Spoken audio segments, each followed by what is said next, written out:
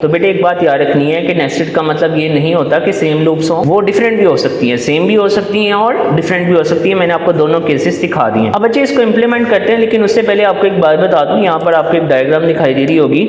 हम नॉर्मली जो nested loops हैं ना, उनको यूज करते हैं डिफरेंट पैटर्न्स को प्रिंट करने के लिए। आप देख सकते हैं। Welcome to Computer with Salman. I am Salman Ahmed, a young passionate programmer and a computer science teacher. Let's learn, build and grow together. अस्सलाम वालेकुम dear students and welcome back to another video.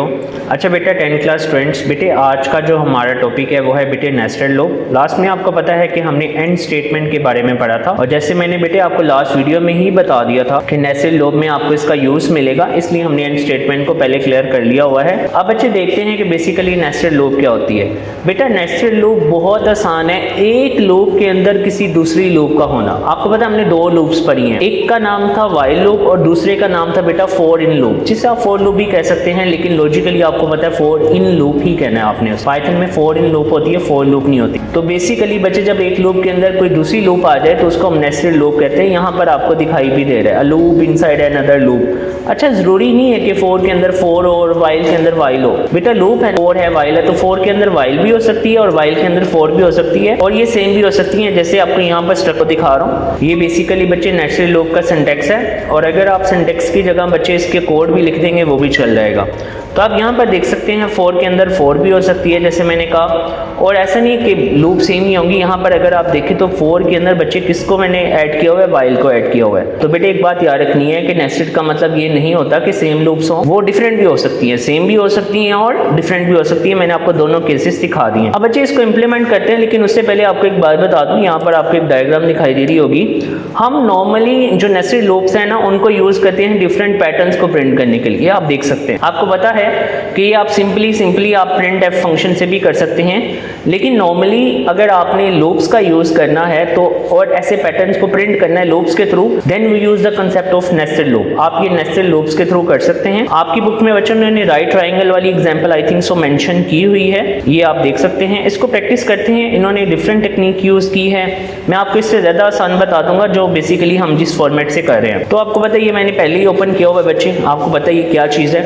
अब मैं यहाँ पर for I in range और यहाँ पर मैं प्लेस करूँगा 1,6। अब आपको पता है ये 5 तक एग्जीक्यूट होगी, 6 है लेकिन 5 तक एग्जीक्यूट होगी। और यहाँ पर मैं दूसरी लूप लूँगा, उसका नाम मैंने रख लिया जे। So for J in range, अब इसको मैंने रेंज देनी है आई तक, और यहाँ पर बच्चे मुझे सिर्फ प्रिंट करना है उस चीज़ को, उस पैटर्न को, क्योंकि एस्टेरिक प्रिंट करना है तो आप यहाँ पर क्या पास कर देंगे, एस्टेरिक पास कर देंगे। अब यहाँ पर बच्चे आपने एंड लगानी है ताकि लाइन एंड ना हो सके।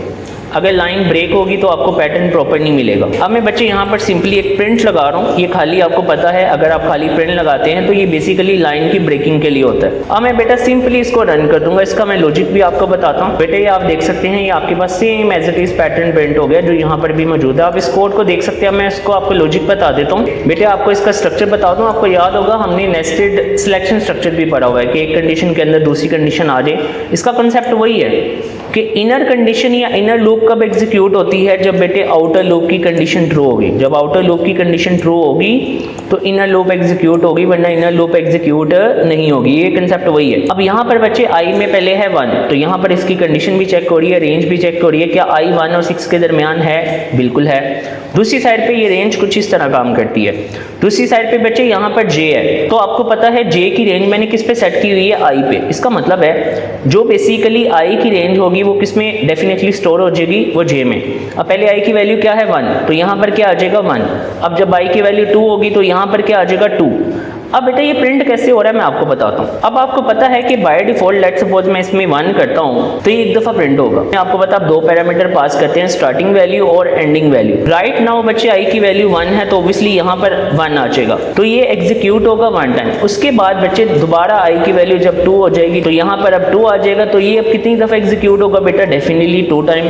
इसी तरह बेटा ये 3 टाइम एग्जीक्यूट होगा, ये 4 टाइम एग्जीक्यूट होगा और ये 5 टाइम। अच्छा बच्चे इससे ज्यादा आपने कम्प्लेक्स नहीं करना बेटा, मैक्सिमम आपको इसकी डेफिनेशन आनी चाहिए। डेफिनेशन आपको क्लियर है कि एक लूप के अंदर कोई भी दूसरी लूप आ जाए वो नेस्टेड बन जाती है। और ये बस आपको एक छोटी सी एग्जांपल आनी चाहिए। इसमें आप डिफरेंट बेटा पैटर्न भी प्रिंट कर सकते हैं। अच्छा बच्चों, फर्दर मूव करने से पहले आपसे छोटी सी रिक्वेस्ट है, इस वीडियो को लाइक करें, शेयर करें और इस चैनल को सब्सक्राइब करें। लेट्स सपोज मैंने स्क्वायर प्रिंट करना है तो मुझे बस यहाँ पर चेंज करना पड़ेगा ये।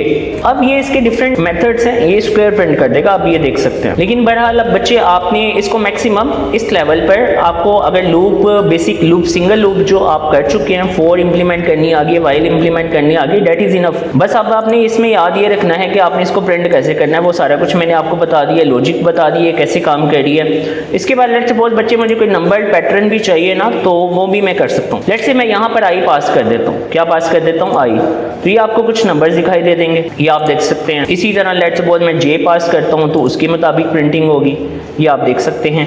एक इंपॉर्टेंट बात बच्चे इसमें एक याद रखनी है, मैं आपको जरा अगर दोबारा दिखा दूं तो यहाँ पर मैं आई लगा रहा हूँ, इसको मैंने दोबारा रन किया। याद रखिएगा बेसिकली जो आउटर लूप होती है वो बेसिकली रोज को प्रिंट करती है, मतलब ये रो वाइज डेटा प्रिंट करेगी, और जो इनर लूप होती है वो कॉलम्स के लिए होती है। अब लेट्स सपोज यहाँ पर मैं अगर 3 कर देता हूँ, क्या कर देता हूँ 3। आप ये बेटे देख सकते हैं, आपको लॉजिकली 3 दिखाई देंगे, लेकिन यहाँ पर 2 हैं। 2 क्यों हैं वो आपको पता है, यहाँ पर 3 है, लेकिन ये एग्जीक्यूट कितनी दफ़ा होगा बच्चे? 2 टाइम्स। ये लॉजिक बेटे हम पीछे डिस्कस कर चुके हुए हैं, तो दोबारा सुन लो। आउटर लूप रोज के लिए होती है, वो रोज को प्रिंट करने के लिए होती है, और इनर लूप कॉलम्स को प्रिंट करने के लिए होती है। ये बस आपने बच्चे याद रखना है, ये एक्स्ट्रा थोड़ा सा आपको बता रहा हूँ, आपको बेसिक्स पता होने चाहिए इसके मैक्सिमम। अब आपने इसमें से करना क्या?